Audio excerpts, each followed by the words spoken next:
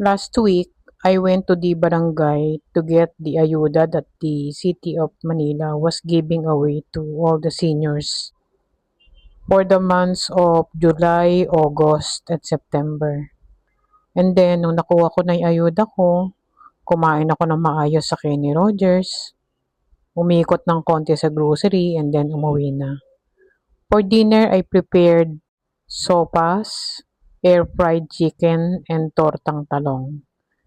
Usually, itong mga kinakain namin sa dinner, ito na rin yung same na ginagawa nilang pambaon sa office.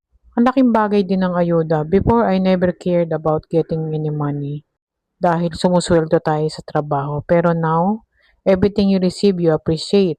Tapos, ang laki-laking bagay niya na, tuwan-tuwa ka na, grateful ka na. Sabi ko nga, ganito pala ang maging senior kapag wala ka ng trabaho, wala ka ng income, yung mga maliliit na bagay na appreciate mo.